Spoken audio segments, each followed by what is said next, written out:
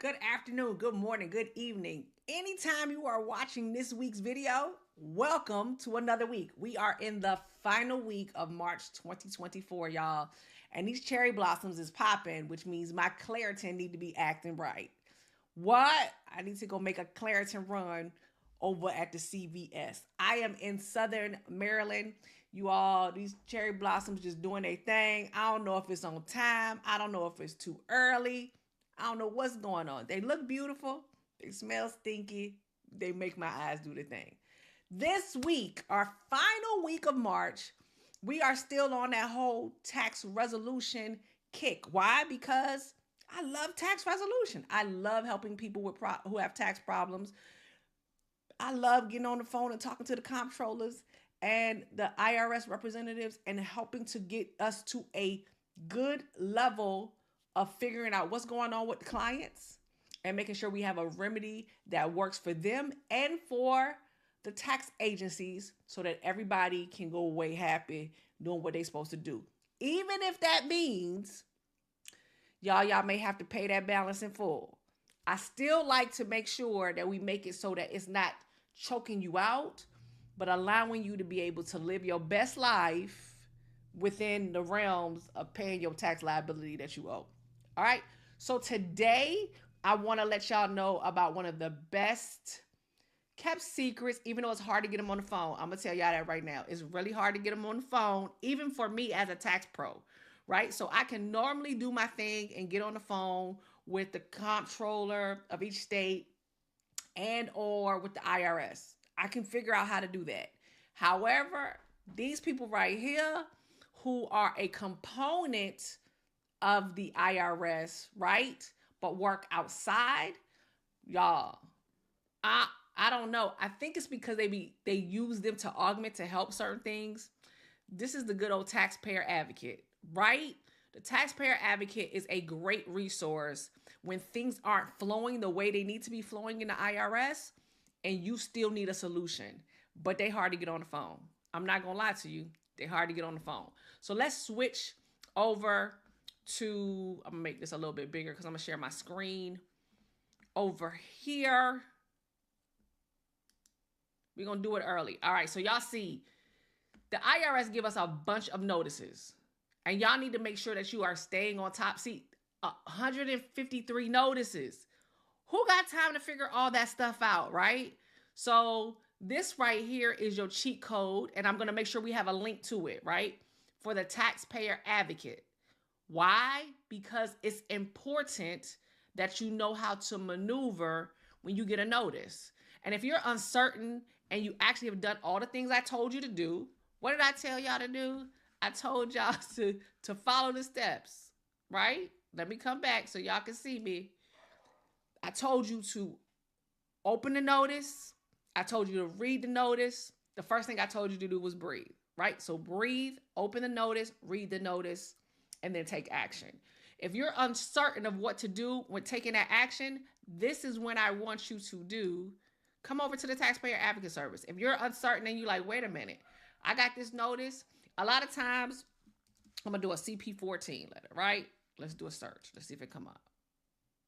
Right? My 14 didn't come up. Oh, bam! My CP14 came up, right? And it'll tell you the series, right? So when we open it is notice of tax due and demand for payment, notice CP14 balance, $5 or more, math error, and it gives you a copy of what the notice is, right?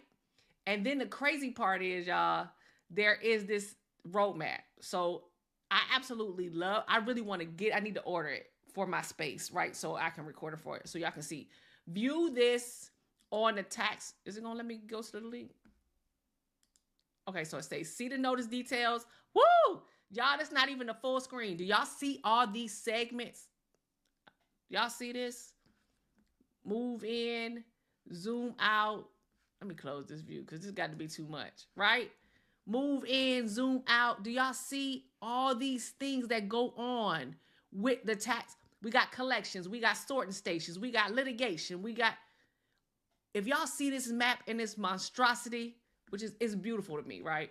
But if y'all see that map in its monstrosity and y'all realize how stuff move, all over this map, like how you go here and then it goes here and then you get a letter and then it does this. You know what? I'm going to go get that map and I'm going to do a recording in front of the map so y'all can actually see. It gets blown up and everything like that.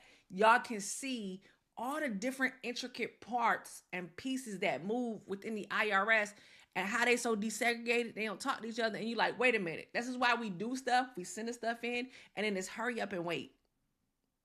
Now my rules, it's the federal bureaucracy. Okay.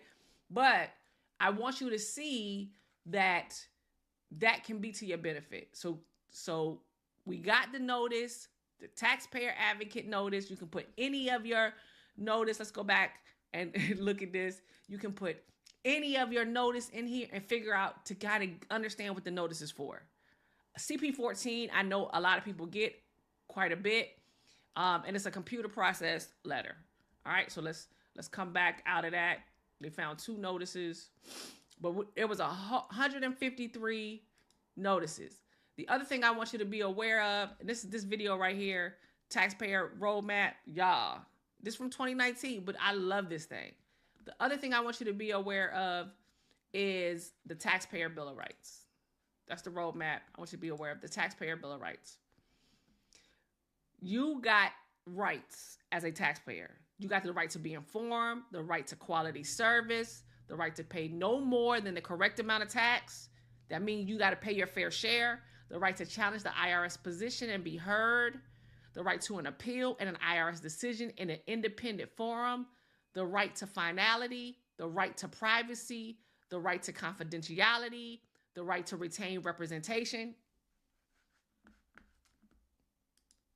That representation part is me or someone like me, right?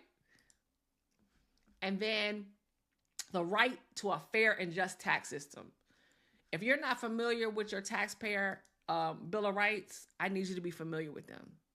And I also want you to understand that even though the taxpayer advocate is a component in the IRS, it is our very last resource in most cases when we try to go through all those different avenues on that map and it's not working. They work outside, almost like how IGs work and Inspector Generals work outside to get us resolutions. And I'm not going to lie to you.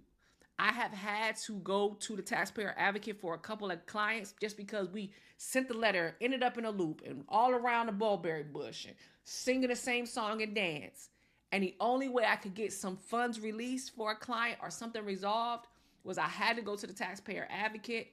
I had to show them all the documentation, all the things that we had done. Thank God I had the documentation and all the correspondence that I had written on behalf of the client to get us a resolution, because working within the confines of the IRS was not working. So we had to go outside to get our resolution resolved, and it did. We did use them and it did help.